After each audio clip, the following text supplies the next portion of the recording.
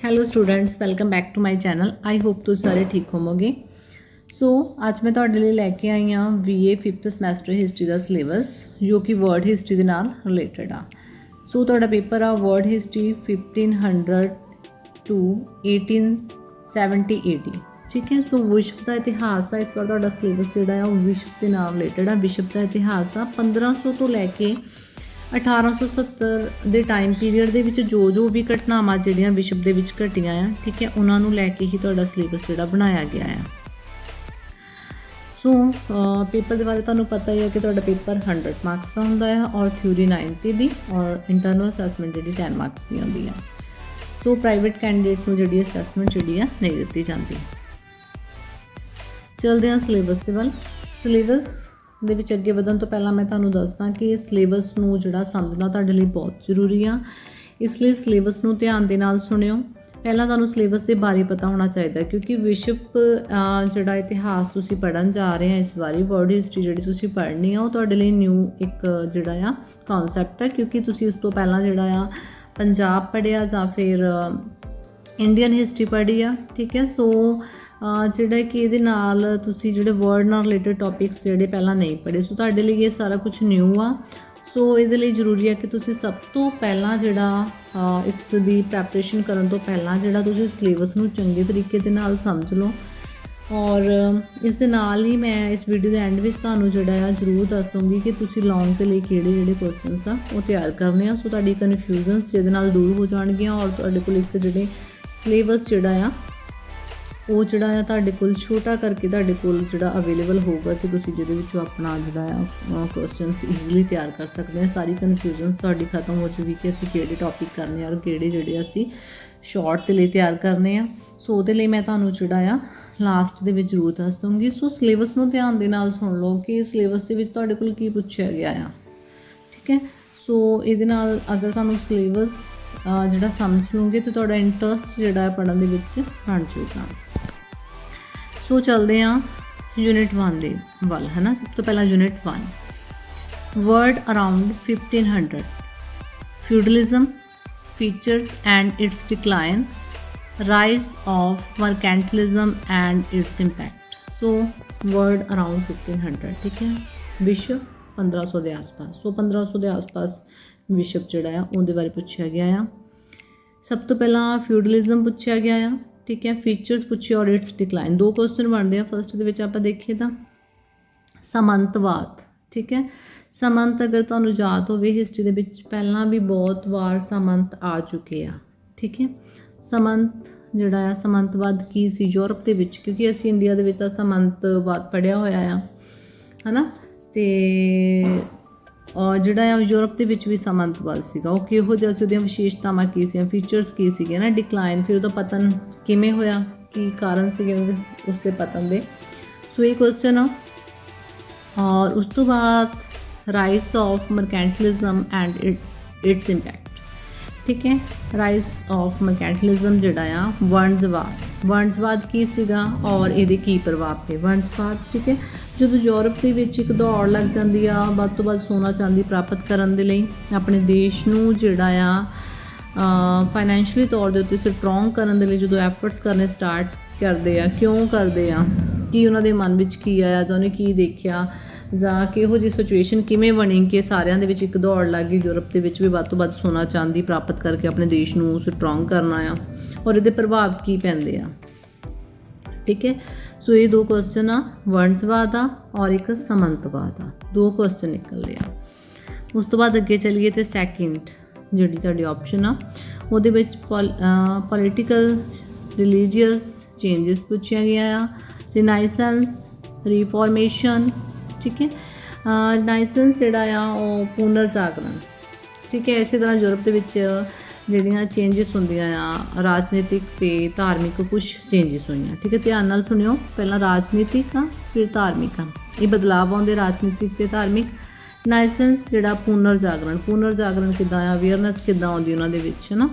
ਅਤੇ ਰੀਫੋਰਮੇਸ਼ਨ ਜਿਹੜਾ ਆ ਉਹ ਰਿਲੀਜੀਅਸ ਚੇਂਜਸ ਦੇ ਨਾਲ ਰਿਲੇਟਡ ਆ। ਧਾਰਮਿਕ ਸੁਧਾਰ, ਰੀਫੋਰਮੇਸ਼ਨ ਇੱਥੇ ਜਿਹੜਾ ਉਹ ਧਰਮ ਸੁਧਾਰ ਅੰਦੋਲਨ ਜਿਹੜੇ ਯੂਰਪ ਦੇ ਵਿੱਚ ਚੱਲੇ ਆ ਅਤੇ ਉਹਦੇ ਨਾਲ ਰਿਲੇਟਡ ਆ, ਠੀਕ ਹੈ। ਧਰਮ ਸੁਧਾਰ ਅੰਦੋਲਨ ਜਿਹੜੇ ਕਿਹੜੇ ਕਿਹੜੇ ਸੀਗੇ ਔਰ ਕਾਰਨ ਕੀ ਸੀ ਉਹਦੇ, ਹੈ ਨਾ। ਉਸ ਤੋਂ ਬਾਅਦ rise of absolute states in France and Prussia, ਠੀਕ ਹੈ। ਜਿਹੜਾ ਪ੍ਰਸ਼ੀਆ ਦੇ ਵਿੱਚ ਨਿਰਕੁੰਜ ਰਾਜਤੰਤਰ ਆਉਂਦਾ ਹੈ, ਠੀਕ ਹੈ। ਨਿਰਕੁੰਜ ਰਾਜਤੰਤਰ ਜਿਹੜਾ ਆਇਆ ਸੀਗਾ ਫਰਾਂਸ ਅਤੇ ਪ੍ਰਸ਼ੀਆ ਦੇ ਵਿੱਚ, ਉਹਦੇ ਨਾਲ ਰਿਲੇਟਡ ਆ, ਕਿਵੇਂ ਉਥਾਨ ਹੋਇਆ, ਕੀ ਕਾਰਨ ਹੋਏ ਉਹਦੇ। Third rice of parliamentary government, the glorious revolution and it's effects, ਠੀਕ ਹੈ। ਦਾ ਗਲੋਰੀਅਸ ਰੈਵੋਲੂਸ਼ਨ ਜਿਹੜੀ ਆ, ਗੌਰਵਮਈ ਕ੍ਰਾਂਤੀ, ਠੀਕ ਹੈ। ਗੌਰਵਮਈ ਕ੍ਰਾਂਤੀ ਜਿਹੜੀ ਆ ਉਹ ਕੀ ਆ, ਠੀਕ ਹੈ, ਔਰ ਇਹਦੇ ਕੀ ਪ੍ਰਭਾਵ ਪੈਂਦੇ ਆ। ਥਰਡ ਆ। ਉਸ ਤੋਂ ਬਾਅਦ ਚਲੀਏ ਅੱਗੇ ਯੂਨਿਟ 2 ਦੇ ਵੱਲ, ਠੀਕ ਹੈ।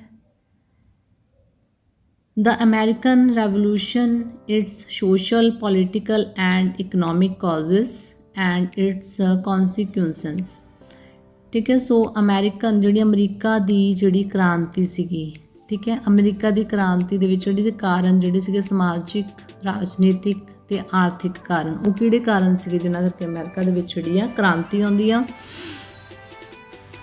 ਔਰ ਇਹਦਾ ਇਸ ਤੋਂ ਬਾਅਦ ਦਾ ਸਿੱਟਾ ਕੀ ਨਿਕਲਿਆ, ਦਾ ਕੀ ਮਹੱਤਵ ਕੀ ਆ ਅਮਰੀਕਾ ਦੀ ਕ੍ਰਾਂਤੀ ਦਾ, ਠੀਕ ਹੈ, ਇਹ ਪੁੱਛਿਆ ਗਿਆ ਆ। ਉਸ ਤੋਂ ਬਾਅਦ 5th ਨੰਬਰ ਦੇ ਉੱਪਰ the French revolution 1789 causes and impact, ਠੀਕ ਹੈ। ਜਿਹੜੀ ਫਰਾਂਸ ਦੀ ਕ੍ਰਾਂਤੀ ਆ 1779 ਦੇ ਵਿੱਚ ਹੋਈ ਆ, ਉਹਦੇ ਕਾਰਨ ਕੀ ਸੀਗੇ ਅਤੇ ਉਹਦੇ ਪ੍ਰਭਾਵ ਕੀ ਪਏ ਆ, ਠੀਕ ਹੈ। ਸੋ ਪ੍ਰਭਾਵ ਵੀ ਜਿਹੜੇ ਅਲੱਗ-ਅਲੱਗ ਹੀ ਤੁਹਾਨੂੰ ਜਿਹੜੇ ਆ, ਕਾਰਨ ਵੀ ਅਲੱਗ-ਅਲੱਗ ਹੋਣਗੇ ਕਿ ਸੋਸ਼ਲ ਜਿਹੜੇ ਆ ਕਾਰਨ ਕੀ ਆ, ਔਰ ਪੋਲੀਟੀਕਲ ਕਾਰਨ ਕੀ ਆ, ਇਕਨੋਮਿਕਸ ਕਾਜ਼ਸ ਕਿਹੜੇ ਆ, ਹੈ ਨਾ, ਅਲੱਗ-ਅਲੱਗ। ਇਸੇ ਤਰ੍ਹਾਂ ਇੰਪੈਕਟ ਵੀ ਜਿਹੜਾ ਆ ਉਹ ਵੀ ਹਰ ਫੀਲਡ ਦੇ ਵਿੱਚ ਅਲੱਗ-ਅਲੱਗ ਹੀ ਤੁਹਾਨੂੰ ਜਿਹੜਾ ਆ ਦੱਸਣਾ ਪੈਣਾ ਆ। 6th ਆਉਂਦਾ ਆ Napoleon Bonaparte, reforms and his continental system. ਬੜਾ ਇੰਟਰਸਟਿੰਗ ਜਿਹਾ ਕੁਐਸਚਨ ਆ ਨਪੋਲੀਅਨ ਬੋਨਾਪਾਰਟ ਦਾ, ਕਿ ਨਪੋਲੀਅਨ ਬੋਨਾਪਾਰਟ ਨੇ ਕਿਹੜੇ ਸੁਧਾਰ ਕੀਤੇ ਸੀਗੇ ਔਰ ਉਹਦੀ ਜਿਹੜੀ ਕੰਟੀਨੈਂਟਲ ਸਿਸਟਮ, ਮਹਾਂਦੀਪੀ ਵਿਵਸਥਾ ਕੀ ਸੀ, ਠੀਕ ਹੈ। ਸੋ 2nd ਯੂਨਿਟ ਦੇ ਵਿੱਚ ਇਹ ਕੁਐਸਚਨ ਪੁੱਛੇ ਗਏ ਆ, ਔਰ ਯੂਨਿਟ 3 ਵੱਲ ਅੱਗੇ ਵਧਦੇ ਆ। 7 ਨੰਬਰ 'ਤੇ ਤੁਹਾਨੂੰ ਪੁੱਛਿਆ ਗਿਆ ਆ Congress of Vienna 1815 motives, working principles, provisions and significance, ਠੀਕ ਹੈ। ਵਿਆਨਾ ਕਾਂਗਰਸ ਦੇ ਮੋਟਿਵ, ਉਦੇਸ਼ ਪੁੱਛੇ ਗਏ ਆ, ਵਰਕਿੰਗ ਉਹਦੇ ਕੰਮ ਪੁੱਛੇ ਗਏ ਆ, ਪ੍ਰਿੰਸੀਪਲ ਸਿਧਾਂਤ ਪੁੱਛੇ ਗਏ ਆ, ਪ੍ਰੋਵੀਜ਼ਨਸ ਜਿਹੜਾ ਉਹਦੇ ਵਿੱਚ ਪ੍ਰੋਵੀਜ਼ਨਸ ਜਿਹੜੇ ਆ ਤੁਹਾਨੂੰ ਪੁੱਛੇ ਗਏ ਆ ਕਿ ਉਹਦਾ ਪ੍ਰਬੰਧ ਜਿਹੜਾ ਆ ਕਿਵੇਂ ਕੀਤਾ ਗਿਆ ਸੀਗਾ, ਸਿਗਨੀਫਿਕੈਂਸ ਮਹੱਤਵ ਪੁੱਛਿਆ ਗਿਆ ਆ। ਉਸ ਤੋਂ ਬਾਅਦ ਜਿਹੜਾ ਆ 8 ਨੰਬਰ ਦੇ ਉੱਤੇ ਦ ਇੰਡਸਟਰੀਅਲ ਰੈਵੋਲੂਸ਼ਨ 1715 to 1850, ਠੀਕ ਹੈ। Causes for it's origins in England, new inventions spread to Europe, impact on society, ਠੀਕ ਹੈ। ਇੰਡਸਟਰੀਅਲ ਰੈਵੋਲੂਸ਼ਨ ਪੁੱਛੀ ਗਈ ਆ ਕਿ ਉਦਯੋਗਿਕ ਕ੍ਰਾਂਤੀ, ਠੀਕ ਹੈ। 1750 ਤੋਂ 1850 ਦੇ ਵਿੱਚ ਜਿਹੜੀ ਉਦਯੋਗਿਕ ਕ੍ਰਾਂਤੀ ਆਈ ਆ ਉਹਦੇ ਬਾਰੇ ਪੁੱਛਿਆ ਗਿਆ ਆ, ਅਤੇ ਇੰਗਲੈਂਡ ਦੀ ਜਿਹੜੀ ਕ੍ਰਾਂਤੀ ਸੀਗੀ, ਉਦਯੋਗਿਕ ਕ੍ਰਾਂਤੀ ਸੀ, ਉਹਦੇ ਕਾਰਨ ਪੁੱਛੇ ਗਏ ਆ, ਠੀਕ ਹੈ। ਇੰਗਲੈਂਡ ਦੀ ਉਦਯੋਗਿਕ ਕ੍ਰਾਂਤੀ ਦੇ ਸਿਲੇਬਸ ਨੂੰ ਧਿਆਨ ਦੇ ਨਾਲ ਦੇਖਣਾ ਆ, ਠੀਕ ਹੈ। ਕੁਐਸਚਨ ਇੰਗਲੈਂਡ ਦੇ ਤੁਹਾਡੇ ਕੋਲ ਪੁੱਛੇ ਗਏ ਆ ਕਿਉਂਕਿ ਉਦਯੋਗਿਕ ਕ੍ਰਾਂਤੀ ਸਭ ਤੋਂ ਪਹਿਲਾਂ ਇੰਗਲੈਂਡ ਦੇ ਵਿੱਚ ਆਈ ਸੀਗੀ, ਠੀਕ ਹੈ। ਉਸ ਤੋਂ ਬਾਅਦ ਹੀ ਜਿਹੜਾ ਆ ਬਾਕੀ ਦੇਸ਼ਾਂ ਦੇ ਵਿੱਚ ਆਈ ਆ, ਪਹਿਲਾਂ ਇੰਗਲੈਂਡ ਦੇ ਵਿੱਚ ਆਈ, ਤਾਂ ਇਹਨਾਂ ਨੇ ਇੰਗਲੈਂਡ ਦੇ ਹੀ ਕਾਰਨ ਪੁੱਛੇ ਆ। ਨਿਊ ਇਨਵੈਂਸ਼ਨਸ ਜਿਹੜੀਆਂ ਸੀਗੀਆਂ, ਨਵੀਆਂ ਖੋਜਾਂ ਕਿਹੜੀਆਂ ਹੋਈਆਂ, ਕਿਹੜੀਆਂ ਉਦਯੋਗਾਂ ਦੇ ਵਿੱਚ ਨਵੀਆਂ ਚੀਜ਼ਾਂ ਜਿਹੜੀਆਂ ਆ, ਜਿਹੜੀ ਨਵੀਂ ਮਸ਼ੀਨਰੀ ਆਈ ਆ ਉਹਦੇ ਬਾਰੇ ਪੁੱਛਿਆ ਗਿਆ ਆ। ਔਰ ਇਸ ਤੋਂ ਬਾਅਦ ਸਪਰੈਡ ਟੂ ਯੂਰਪ, ਠੀਕ ਹੈ। ਯੂਰਪ ਦੇ ਵਿੱਚ ਅੱਗੇ ਜਾ ਕੇ ਕਿੱਦਾਂ ਸਪਰੈਡ ਹੁੰਦੀ ਆ, ਠੀਕ ਹੈ। ਔਰ ਇੰਪੈਕਟ ਔਨ ਸੋਸਾਇਟੀ, ਕਿ ਸੋਸਾਇਟੀ ਦੇ ਉੱਪਰ ਇਹਦੇ ਕੀ ਪ੍ਰਭਾਵ ਹੈ, ਇਹ ਪੁੱਛਿਆ ਗਿਆ ਆ। ਉਸ ਤੋਂ ਬਾਅਦ 9th ਨੰਬਰ ਦੇ ਉੱਤੇ ਜਿਹੜਾ ਆ eastern questions, Greek war of independence, ਠੀਕ ਹੈ। ਇਹਨਾਂ ਦੀ ਜਿਹੜੀ ਵਾਰ ਆ, ਯੂਨਾਨੀ ਜਿਹੜਾ ਸੀਗਾ ਸੁਤੰਤਰਤਾ ਯੁੱਧ, ਉਹਦੇ ਬਾਰੇ ਪੁੱਛਿਆ ਹੋਇਆ ਆ, ਠੀਕ ਹੈ। ਉਸ ਤੋਂ ਬਾਅਦ ਮਹਿਮਦ ਅਲੀ ਐਂਡ ਇਜ਼ਬਤ, ਠੀਕ ਹੈ। ਜਿਹੜਾ ਇਜ਼ਬਤ ਦੇ ਵਿੱਚ ਜਿਹੜਾ ਸੀਗਾ ਮਹਿਮਦ ਅਲੀ ਅਤੇ ਇਜ਼ਬਤ ਦਾ ਜਿਹੜਾ ਪੁੱਛਿਆ ਗਿਆ, ਔਰ ਕ੍ਰੀਮੀਆ ਵਾਰ, ਠੀਕ ਹੈ। ਕ੍ਰੀਮੀਆ ਦੇ ਵਿੱਚ ਜਿਹੜੀ ਲੜਾਈ ਹੋਈ ਆ ਉਹ ਪੁੱਛਿਆ ਗਿਆ ਹੈ ਤੁਹਾਨੂੰ ਉਹਦੇ ਬਾਰੇ। ਯੂਨਿਟ 4 यूनिट 4 ਦੇ ਵਿੱਚ ਜਿਹੜਾ ਹੈ ਤੁਹਾਨੂੰ ਪੁੱਛਿਆ ਗਿਆ ਸਭ ਤੋਂ ਪਹਿਲਾਂ unification of Italy, different stages in unification of Italy. ਠੀਕ ਹੈ, ਇਟਲੀ ਦਾ ਏਕੀਕਰਨ। ਠੀਕ ਹੈ, ਤੇ ਇਹਦੀਆਂ ਵੱਖ-ਵੱਖ ਜਿਹੜੀਆਂ ਸਟੇਜਾਂ ਰਹੀਆਂ ਆ, ਇਹਦੀਆਂ ਵੱਖ-ਵੱਖ ਠੀਕ ਹੈ ਪੜਾਅ ਜਿਹੜੇ ਰਹੇ ਆ ਏਕੀਕਰਨ ਦੇ, ਉਹ ਪੁੱਛੇ ਗਏ ਆ। ਰੋਲ ਆਫ ਮੇਜ਼ਨੀ, ਠੀਕ ਹੈ, ਔਰ ਕਵੂਰ ਐਂਡ ਗੈਰੀਵਾਲਡੀ। ਠੀਕ ਹੈ, ਸੋ ਇਹ ਜਿਹੜੇ ਇਹਨਾਂ ਦੇ ਰੋਲ ਜਿਹੜੇ ਇਹਨਾਂ ਦਾ ਮਹੱਤਵ ਜਿਹੜਾ ਹੈ। ਠੀਕ ਹੈ, ਸੋ ਪੁੱਛਿਆ ਗਿਆ ਹੈ ਕਿ ਜਿਹੜਾ ਇਟਲੀ ਦੀ ਜਿਹੜੇ ਏਕੀਕਰਨ ਦੇ ਵਿੱਚ ਇਹਨਾਂ ਦਾ ਕੀ ਰੋਲ ਰਿਹਾ ਆ। ਉਸ ਤੋਂ ਬਾਅਦ unification of Germany, rise of nationalism. ਠੀਕ ਹੈ, ਜਿਹੜਾ ਰਾਸ਼ਟਰਵਾਦ ਦਾ ਉਥਾਨ ਕਿਵੇਂ ਹੋਇਆ ਇੱਥੇ, and role of Bismarck in the unification of Germany. ਠੀਕ ਹੈ, ਜਰਮਨ ਦੇ ਵਿੱਚ ਜਿਹੜਾ ਸੀਗਾ ਜਰਮਨ ਦਾ ਏਕੀਕਰਨ ਜਿਹੜਾ ਹੋਇਆ ਸੀ, ਉਹਦੇ ਵਿੱਚ ਜਿਹੜਾ ਬਿਸਮਾਰਕ ਸੀਗਾ ਉਹਦਾ ਕੀ ਰੋਲ ਰਹਿੰਦਾ ਆ। ਠੀਕ ਹੈ, ਸੋ ਮੋਸਟਲੀ ਸਟੂਡੈਂਟਸ ਜਿਹੜੇ ਆ 4th ਯੂਨਿਟ ਦੇ ਵਿੱਚ ਮੈਪ ਹੀ ਕਰਦੇ ਆ। ਸੋ ਮੈਪ ਦੇ ਵਿੱਚ ਜਿਹੜਾ ਇੰਪੋਰਟੈਂਟ ਹਿਸਟੋਰੀਕਲ ਪਲੇਸਿਸ ਪੁੱਛਿਆ ਜਾਣਗੇ, ਪੈਰਿਸ, ਲੰਡਨ, ਰੋਮ। ਠੀਕ ਹੈ, ਸੋ ਉਹਦੀ ਸਾਰੀ ਲਿਸਟ ਦਿੱਤੀ ਗਈ ਹੈ। ਫਰੈਂਕਫਰਟ, ਵਿਆਨਾ, ਵਾਟਰਲੂ, ਠੀਕ ਹੈ, ਮਾਸਕੋ, ਨਿਊਯਾਰਕ, ਕ੍ਰੀਮੀਆ, ਟ੍ਰਿਫਲਗਰ, ਵੈਂਸੀ, ਵੌਨ ਐਂਡ ਜਿਹੜਾ ਸੀਗਾ ਬੁਡਾਪੇਸਟ। ਠੀਕ ਹੈ, ਸੋ ਇਹ ਜਿਹੜਾ ਆ ਇਹ ਜਿਹੜੀਆਂ ਪਲੇਸਿਸ ਤੁਹਾਨੂੰ ਪੁੱਛੀਆਂ ਗਈਆਂ। ਸੋ ਇਹ ਤੁਹਾਡਾ ਜਿਹੜਾ ਸੀਗਾ ਸਿਲੇਬਸ ਸੀਗਾ। ਹਰ ਕੁਐਸਚਨ ਮੈਂ ਤੁਹਾਨੂੰ ਦੱਸ ਦਿੱਤਾ ਕਿ ਤੁਹਾਡੇ ਤੋਂ ਜਿਹੜਾ ਆ ਸਿਲੇਬਸ ਦੇ ਵਿੱਚ ਕੀ ਪੁੱਛਿਆ ਗਿਆ ਆ। ਸੋ ਅੱਗੇ ਚੱਲਦੇ ਹਾਂ ਅਤੇ ਉਹਦੇ ਵਿੱਚ ਮੈਂ ਤੁਹਾਨੂੰ ਦੱਸਦੀ ਹਾਂ ਕਿ ਤੁਸੀਂ ਮੇਰੇ ਅਕੋਰਡਿੰਗ ਜਿਹੜੇ ਕਿਹੜੇ ਕੁਐਸਚਨ ਜਿਹੜੇ ਤੁਸੀਂ ਲੌਂਗ ਦੇ ਲਈ ਜਿਹੜੇ ਆ ਤੁਸੀਂ ਤਿਆਰ ਕਰਨੇ ਆ। ਸੋ ਇਹ ਕੁਐਸਚਨ ਮੈਂ ਸਿਲੇਬਸ ਦੇ ਵਿੱਚੋਂ ਜਿਹੜਾ ਹੈ ਕੱਢ ਕੇ ਜਿਹੜੇ ਅਲੱਗ ਕਰ ਦਿੱਤੇ ਆ ਕਿ ਯੂਨਿਟ ਦੇ ਵਿੱਚ ਜਿਹੜੇ ਕਿਹੜੇ ਲੌਂਗ ਕੁਐਸਚਨ ਜਿਹੜੇ ਤੁਸੀਂ ਤਿਆਰ ਕਰਨੇ, ਇਹਦੇ ਨਾਲ ਤੁਹਾਨੂੰ ਜਿਹੜੀ ਕੋਈ ਵੀ ਕਨਫਿਊਜ਼ਨ ਜਿਹੜੀ ਆ ਨਾ ਰਹੇ। ਸੋ ਸਭ ਤੋਂ ਪਹਿਲਾਂ ਵਰਡ ਅਰਾਊਂਡ 1500। ਠੀਕ ਹੈ, ਜਿਹੜਾ ਵਿਸ਼ਵ ਆ ਉਹ 1500 ਦੇ ਆਸ-ਪਾਸ। ਫਿਊਡਲਿਜ਼ਮ, ਫੀਚਰਸ ਐਂਡ ਇਟਸ ਡਿਕਲਾਈਨ। ਠੀਕ ਹੈ, ਸਮੰਤਵਾਦ ਕੀ ਸੀ? ਸਮੰਤ ਕੌਣ ਸੀਗੇ ਕਿ ਸਮੰਤ ਜਿਹੜੇ ਆ ਠੀਕ ਹੈ ਉਹ ਕੀ ਸੀਗਾ ਕਿ ਯੂਰਪ ਦੇ ਵਿੱਚ ਵੀ ਪਹਿਲਾਂ ਜਿਹੜਾ ਸੀਗਾ ਰਾਜਾ ਹੋਇਆ ਕਰਦੇ ਸੀ, ਕਿੰਗ ਹੁੰਦੇ ਸੀਗੇ। ਸੋ ਉਹਨਾਂ ਦੇ ਕੋਲ ਵੀ ਜਿਹੜਾ ਸੀਗਾ ਇਨਕਮ ਦਾ ਜਿਹੜਾ ਮੇਨ ਸੋਰਸ ਉਹ ਭੂਮੀ ਕਰ ਹੀ ਸੀਗਾ, ਲੈਂਡ ਰੈਵਨਿਊ ਸੀਗਾ। ਅਤੇ ਉਹਨਾਂ ਨੇ ਕੀ ਕੀਤਾ ਸੀਗਾ ਕਿ ਇੱਕ ਰਾਜਾ ਜਦੋਂ ਯੂਰਪ ਦੇ ਵਿੱਚ ਇਹ ਕੰਡੀਸ਼ਨ ਬਣ ਗਈ ਕਿ ਜਿਹੜੇ ਸੀਗੇ ਰਾਜਾ ਕਿੰਗ ਜਿਹੜੇ ਸੀ ਥੋੜ੍ਹੇ ਕਮਜ਼ੋਰ ਹੋ ਜਾਂਦੇ ਆ ਔਰ ਉਹਨਾਂ ਦੇ ਕੋਲੋਂ ਰਾਜ 'ਤੇ ਪੂਰਾ ਕੰਟਰੋਲ ਨਹੀਂ ਰੱਖਿਆ ਜਾਂਦਾ, ਤਾਂ ਉਹਨਾਂ ਨੇ ਕੀ ਕੀਤਾ ਸੀਗਾ ਕਿ ਅੱਗੇ ਸਰਦਾਰਾਂ ਨੂੰ ਜ਼ਮੀਨਾਂ ਜਿਹੜੀਆਂ ਸੀਗੀਆਂ ਦੇ ਦਿੱਤੀਆਂ ਸੀਗੀਆਂ। ਉਹਨਾਂ ਜ਼ਮੀਨਾਂ ਦੇ ਵਿੱਚ ਸਰਦਾਰ ਜਿਹੜੇ ਸੀਗੇ ਲੈਂਡ ਰੈਵਨਿਊ ਕਲੈਕਟ ਕਰਦੇ ਸੀਗੇ, ਭੂਮੀ ਕਰ ਜਿਹੜਾ ਇਕੱਠਾ ਕਰਦੇ ਸੀਗੇ, ਅਤੇ ਬਦਲੇ ਦੇ ਵਿੱਚ ਉਹ ਜਿਹੜੇ ਸੀਗੇ ਆਰਮੀ ਵੀ ਰੱਖਦੇ ਸੀਗੇ ਔਰ ਕਿੰਗ ਦੀ ਹੈਲਪ ਕਰਨ ਦੇ ਲਈ ਉਹ ਹਰ ਦਮ ਜਿਹੜਾ ਤਿਆਰ ਰਹਿੰਦੇ ਸੀਗੇ। ਠੀਕ ਹੈ, ਸੋ ਇਹ ਫਿਊਡਲਿਜ਼ਮ ਸੀਗਾ। ਠੀਕ ਹੈ, ਸੋ ਇਹਦਾ ਡਿਕਲਾਈਨ ਬਾਅਦ ਵਿੱਚ ਇਹਦਾ ਜਿਹੜਾ ਡਿਕਲਾਈਨ ਹੋ ਜਾਂਦਾ, ਜਿੱਦਾਂ ਜਿੱਦਾਂ ਡਿਵੈਲਪ ਹੁੰਦੀਆਂ ਕੰਟਰੀਆਂ ਉਵੇਂ ਹੀ ਇਹਨਾਂ ਦਾ ਡਿਕਲਾਈਨ ਜਿਹੜਾ ਹੋਣਾ ਸਟਾਰਟ ਹੋ ਜਾਂਦਾ ਆ। ਸਮੰਤਵਾਦ ਪਹਿਲੀ ਕੰਡੀਸ਼ਨ ਆ। ਠੀਕ ਹੈ, ਵਰਡ ਦੀ ਪਹਿਲੀ ਕੰਡੀਸ਼ਨ ਆ। ਠੀਕ ਹੈ, ਸੋ ਉਸ ਤੋਂ ਬਾਅਦ ਜਿਹੜਾ ਇਹਦਾ ਡਿਕਲਾਈਨ ਜਿਹੜਾ ਫਿਰ ਬਾਅਦ ਵਿੱਚ ਹੋ ਜਾਂਦਾ ਆ। ਉਸ ਤੋਂ ਬਾਅਦ ਸੈਕਿੰਡ ਕੁਐਸਚਨ ਜਿਹੜਾ ਤੁਸੀਂ ਕਰਨਾ ਆ, rise of mercantilism and its impact. ਠੀਕ ਹੈ, ਇਹਦੇ ਵਿੱਚ ਕੀ ਸੀਗਾ ਕਿ ਵਣਜਵਾਦ। ਠੀਕ ਹੈ, ਸੋ ਯੂਰਪ ਦੇ ਵਿੱਚ ਇੱਕ ਟਾਈਮ ਆਉਂਦਾ ਹੈ ਕਿ ਜਦੋਂ ਯੂਰਪ ਦੇ ਲੋਕਾਂ ਦੇ ਵਿੱਚ ਕਾਫੀ ਅਵੇਅਰਨੈਸ ਆ ਜਾਂਦੀ ਹੈ, ਉਹ ਆਪਣੀ ਕੰਟਰੀ ਨੂੰ ਸਟਰੋਂਗ ਬਣਾਉਣਾ ਚਾਹੁੰਦੇ ਆ।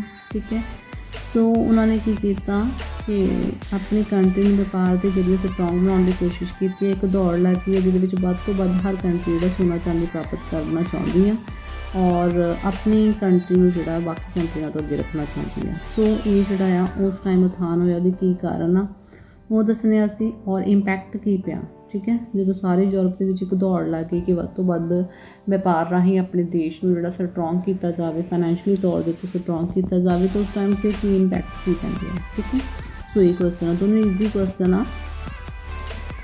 ਉਸ ਤੋਂ ਅੱਗੇ ਜਿਹੜਾ ਆ rise of parliamentary government, the glorious revolution and it's effect. ਠੀਕ ਹੈ, ਸੋ ਜਿਹੜੀ ਗੌਰਵਮਈ ਕ੍ਰਾਂਤੀ ਆਈ ਸੀਗੀ, ਸੋ ਗੌਰਵਮਈ ਕ੍ਰਾਂਤੀ ਦੇ ਜਿਹੜੇ ਕਾਰਨ ਕੀ ਆ ਔਰ ਇਹਦੇ ਪ੍ਰਭਾਵ ਕੀ ਪੈਂਦੇ ਆ। ਠੀਕ ਹੈ, ਸੋ ਇਹ ਕੁਐਸਚਨ। ਸੋ ਇੱਥੇ ਜੇ ਅਸੀਂ ਦੇਖਿਆ ਜਾਵੇ ਤਾਂ ਤੁਹਾਡੇ ਜਿਹੜੇ ਆ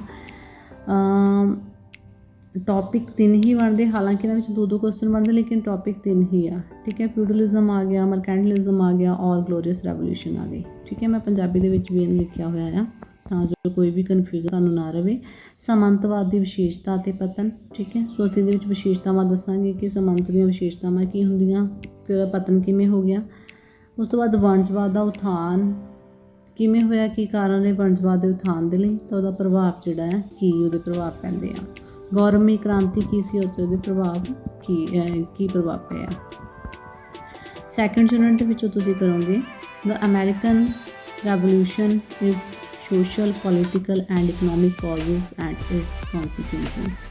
ਠੀਕ ਹੈ, ਸੋ ਅਮਰੀਕਾ ਦੀ ਜਿਹੜੀ ਕ੍ਰਾਂਤੀ ਆ ਉਹਦੇ ਲਈ ਉਹਦੇ ਸਮਾਜਿਕ, ਰਾਜਨੀਤਿਕ ਅਤੇ ਜਿਹੜੇ ਸੀਗੇ ਆਰਥਿਕ ਕਾਰਨ ਠੀਕ ਹੈ ਕੀ ਰਹਿੰਦੇ ਆ, ਤੇ ਇਹਦਾ ਕੀ ਮਹੱਤਵ ਆ। Napoleon Bonaparte reforms and his continental system. ਠੀਕ ਹੈ, ਨੈਪੋਲੀਅਨ ਬੋਨਾਪਾਰਟ ਦਾ ਕੁਐਸਚਨ ਬਹੁਤ ਇੰਪੋਰਟੈਂਟ ਆ। ਵੈਸੇ ਵੀ ਤੁਹਾਨੂੰ ਅਗਰ ਤੁਸੀਂ ਵਰਲਡ ਹਿਸਟਰੀ ਕਰ ਰਹੇ ਹੋ ਤਾਂ ਤੁਹਾਨੂੰ ਨੈਪੋਲੀਅਨ ਦੇ ਬਾਰੇ ਪਤਾ ਹੋਣਾ ਬਹੁਤ ਜ਼ਰੂਰੀ ਆ। ਠੀਕ ਹੈ, ਸੋ ਮੈਂ ਪੰਜਾਬੀ ਵਿੱਚ ਵੀ ਲਿਖੇ ਹੋਏ ਆ। ਅਮਰੀਕਾ ਦੀ ਕ੍ਰਾਂਤੀ ਦੇ ਸਮਾਜਿਕ, ਰਾਜਨੀਤਿਕ ਅਤੇ ਆਰਥਿਕ ਕਾਰਨ ਅਤੇ ਸਿੱਟੇ। ਨੈਪੋਲੀਅਨ ਬੋਨਾਪਾਰਟ ਦੇ ਸੁਧਾਰ ਅਤੇ ਮਹਾਂਦੀਪੀ ਵਿਵਸਥਾ। ਠੀਕ, ਮਹਾਂਦੀਪ ਦੇ ਵਿੱਚ ਉਹਨੇ ਕਿਹੜੀ ਵਿਵਸਥਾ ਲਾਗੂ ਕੀਤੀ ਸੀਗੀ ਉਹਦੇ ਨਾਲ। ਯੂਨਿਟ 3 ਚਲੀਏ ਤਾਂ ਅੱਗੇ Congress of Vienna 1815, motives, workings, principles, provisions and significance. ਔਰ ਅਗਲਾ ਕੁਐਸਚਨ ਕਰਾਂਗੇ। ਠੀਕ ਹੈ, ਇਹਦੇ ਵਿੱਚ ਵਿਆਨਾ ਦੀ ਕਾਂਗਰਸ ਹੋਈ ਸੀ 1815 ਦੇ ਵਿੱਚ। ਕਿਸ ਕੰਮ ਦੇ ਲਈ ਹੋਈ ਸੀ, ਉਹਨਾਂ ਨੇ ਕਿਹੜੇ ਮੋਟਿਵਸ ਰੱਖੇ, ਆਪਣੇ ਉਦੇਸ਼ ਕਿਹੜੇ ਰੱਖੇ ਆ। ਠੀਕ ਹੈ, ਔਰ ਕਿਵੇਂ ਕੰਮ ਕਰਨਾ ਸੀਗਾ, ਉਹਨਾਂ ਨੇ ਕੀ ਸਿਧਾਂਤ ਰੱਖੇ ਆ। ਠੀਕ ਹੈ, ਅਤੇ ਉਹਦਾ ਮਹੱਤਵ ਕੀ ਰਿਹਾ। ਸੋ ਦ industrial revolution 1750 to 1850 causes for the origins in England, new inventions spread to Europe, impact on society। ਠੀਕ ਹੈ, ਇੰਗਲੈਂਡ ਦੇ ਵਿੱਚ ਜਿਹੜੀ ਸੀਗੀ ਉਦਯੋਗਿਕ ਕ੍ਰਾਂਤੀ ਜਿਹੜੀ ਆਈ ਆ ਉਹਦੇ ਕੀ ਕਾਰਨ ਆ, ਕਿਹੜੀਆਂ ਨਵੀਆਂ ਖੋਜਾਂ ਜਿਹੜੀਆਂ ਹੋਈਆਂ ਸੀਗੀਆਂ ਉਸ ਟਾਈਮ, ਸੋ ਅਤੇ ਕੀ ਇਹਦੇ ਸੋਸਾਇਟੀ 'ਤੇ ਪ੍ਰਭਾਵ ਪੈਂਦੇ। ਠੀਕ ਹੈ, ਸੇਮ ਮੈਂ ਪੰਜਾਬੀ ਦੇ ਵਿੱਚ ਲਿਖਿਆ। ਵੈਸੇ ਤਾਂ ਮੈਂ ਨਾਲ ਹੀ ਟਰਾਂਸਲੇਟ ਕਰ ਦਿੱਤਾ, ਪਰ ਫਿਰ ਵੀ ਮੈਂ ਪੰਜਾਬੀ ਮੀਡੀਅਮ ਸਟੂਡੈਂਟਸ ਲਈ ਵੀ ਇੱਕ ਵਾਰ ਫਿਰ ਤੋਂ ਲਿਖਿਆ ਹੋਇਆ ਹੈ ਕਿ ਉਹ ਜਿਹੜਾ ਤੁਸੀਂ ਇਹਨੂੰ ਨੋਟ ਕਰ ਸਕਦੇ ਆ ਕਾਪੀ ਦੇ ਉੱਪਰ, ਅਤੇ ਉਸ ਹਿਸਾਬ ਦੇ ਨਾਲ ਹੀ ਤੁਸੀਂ ਫਿਰ ਅੱਗੇ ਜਾ ਕੇ ਦੇ ਆਪਣੀ ਪ੍ਰੈਪਰੇਸ਼ਨ ਜਿਹੜੀ ਹੈ ਕਰ ਸਕਦੇ ਆ। ਵਿਆਨਾ ਕਾਂਗਰਸ ਦੇ ਉਦੇਸ਼, ਕੰਮ, ਸਿਧਾਂਤ, ਪ੍ਰਬੰਧ ਅਤੇ ਮਹੱਤਵ। ਉਦਯੋਗਿਕ ਕ੍ਰਾਂਤੀ ਅੱਗੇ ਜਾ ਕੇ ਇੰਗਲੈਂਡ ਦੀ ਉਦਯੋਗਿਕ ਕ੍ਰਾਂਤੀ ਦੇ ਕਾਰਨ ਨਵੀਆਂ ਖੋਜਾਂ ਅਤੇ ਯੂਰਪ ਦੀ ਸਮਾਜਿਕਤਾ 'ਤੇ ਇਸਦੇ ਪ੍ਰਭਾਵ। ਠੀਕ ਹੈ, ਸਾਰੇ ਯੂਰਪ ਦੇ ਉੱਤੇ ਕੀ ਪ੍ਰਭਾਵ ਪਿਆ। ਯੂਨਿਟ ਜਿਹੜਾ ਹੈ ਅੱਗੇ ਜਾ ਕੇ 4 ਯੂਨਿਟ ਹੈਗਾ unification of Italy, unification of Germany. ਠੀਕ ਹੈ, ਇਟਲੀ ਦਾ ਏਕੀਕਰਨ, ਜਰਮਨੀ ਦਾ ਏਕੀਕਰਨ। ਠੀਕ ਹੈ, ਔਰ ਉਸ ਤੋਂ ਬਾਅਦ ਮੈਪ ਆ ਗਿਆ। ਮੈਪ ਦੇ ਵਿੱਚ ਸਭ ਤੋਂ ਪਹਿਲਾਂ ਤਾਂ ਤੁਸੀਂ ਜਿਹੜਾ 4th ਯੂਨਿਟ ਵਿੱਚ ਮੋਸਟਲੀ ਸਟੂਡੈਂਟ ਮੈਪ ਹੀ ਕਰਦੇ ਆ, ਅਤੇ ਆਈ ਸੁਜੈਸਟ ਤੁਸੀਂ ਵੀ ਮੈਪ ਹੀ ਕਰੋ। ਔਰ ਮੈਪ ਦੀਆਂ ਸਭ ਤੋਂ ਪਹਿਲਾਂ ਜਿਹੜਾ ਤੁਸੀਂ ਕੰਮ ਕਰਨਾ ਨਾ, ਮੈਪ ਦੀਆਂ ਪਲੇਸਿਸ ਇਸ ਤਰ੍ਹਾਂ ਲਿਖ ਲਓ। ਠੀਕ ਹੈ, ਸਭ ਤੋਂ ਪਹਿਲਾਂ ਇਹਨਾਂ ਦੇ ਪਲੇਸਿਸ ਨੂੰ ਯਾਦ ਕਰੋ, ਪਲੇਸਿਸ ਦੇ ਨਾਮ ਯਾਦ ਕਰੋ, ਕਿਉਂਕਿ ਜਦੋਂ ਤੁਸੀਂ ਮੈਪ ਫਿਲ ਕਰਨਾ ਹੋਵੇ ਤੁਹਾਨੂੰ ਇਹ ਪਤਾ ਹੋਵੇ ਕਿ ਅਸੀਂ ਕਿਹੜੀਆਂ ਪਲੇਸਿਸ ਇਸ ਬਾਰੇ ਨੇ ਫਿਲ ਕਰਨੀਆਂ। ਅਸੀਂ Paris, London, Rome, Berlin, Frankfurt, ठीक है, और Vienna, Waterloo, Moscow, New York, Crimea, Trafalgar, वैंसी, वॉन एंड बुडापेस्ट। ठीक है, सो ये प्लेसिस सारे कैपिटल ही आ, राजधानियाँ सारियाँ। ठीक है, सो ये राजधानियाँ असीं वर्ल्ड मैप दिखाउणियां आ। जल्दी ही जो मैं तुहानूं जो वर्ल्ड हिस्टरी का मैप जोड़ा वो भी करवा दूँगी ईजी वे दे नाल। ठीक है, सो क्योंकि स्टूडेंट्स काफ़ी वर्ल्ड हिस्टरी ਨੂੰ ਲੈ ਕੇ ਪਰੇਸ਼ਾਨ ਸੀਗੇ, ਸੋ ਇਸ ਲਈ ਮੈਂ ਜਿਹੜਾ ਤੁਹਾਡੀ ਜਿਹੜੀ ਸੀ ਕਨਫਿਊਜ਼ਨ ਨੂੰ ਦੂਰ ਕਰਨ ਦੇ ਲਈ ਜਿਹੜਾ ਆ ਤੁਹਾਨੂੰ ਜਿਹੜਾ ਮੈਂ ਸਿਲੇਬਸ ਜਿਹੜਾ ਇੱਕ ਕਰਵਾ ਦਿੱਤਾ। ਔਰ ਸਿਲੇਬਸ 'ਤੇ ਮੈਨੂੰ ਲੱਗਾ ਕਿ ਤੁਹਾਨੂੰ ਜ਼ਰੂਰੀ ਹੈ ਸਿਲੇਬਸ ਦੇ ਬਾਰੇ ਜਿਹੜਾ ਤੁਹਾਨੂੰ ਦੱਸਣਾ ਕਿ ਸਿਲੇਬਸ ਦੇ ਵਿੱਚ ਕੀ ਪੁੱਛਿਆ ਗਿਆ। ਬਹੁਤ ਈਜ਼ੀ ਸਿਲੇਬਸ ਆ, ਕੁਛ ਵੀ ਟਫ ਨਹੀਂ ਆ। ਜਸਟ ਵਰਲਡ ਹਿਸਟਰੀ ਕਰਕੇ ਤੁਹਾਨੂੰ ਲੱਗ ਰਿਹਾ ਹੈ ਕਿ ਇਸ ਵਾਰ ਸਿਲੇਬਸ ਤੁਹਾਨੂੰ ਜਿਹੜਾ ਹੈ ਟਫ ਆ, ਅਤੇ ਤੁਸੀਂ ਇਸ ਸਿਲੇਬਸ ਦੇ ਵਿੱਚੋਂ ਜਿਹੜੇ ਪਹਿਲਾਂ ਲੌਂਗ ਕੁਐਸਚਨ ਤਿਆਰ ਕਰੋ। ਜਿੰਨੇ ਵੀ ਟੌਪਿਕ ਆਪਾਂ ਇਹਦੇ ਵਿੱਚ ਸਕਿਪ ਕੀਤੇ ਉਹਨਾਂ ਦੇ ਆਪਾਂ ਸ਼ਾਰਟ ਕੁਐਸਚਨ ਕਰ ਲਾਂਗੇ। ਠੀਕ ਹੈ, ਸੋ ਅਗਰ ਵੀਡੀਓ ਜੇ ਤੁਹਾਨੂੰ ਪਸੰਦ ਆਵੇ ਤਾਂ ਇਹਨੂੰ ਲਾਈਕ ਕਰ ਦਿਓ। ਅਗਰ ਮੇਰੇ ਚੈਨਲ ਦੇ ਉੱਪਰ ਨਵੇਂ ਹੋ ਤਾਂ ਮੇਰੇ ਚੈਨਲ ਨੂੰ ਸਬਸਕ੍ਰਾਈਬ ਕਰ ਦਿਓ। Thank you so much.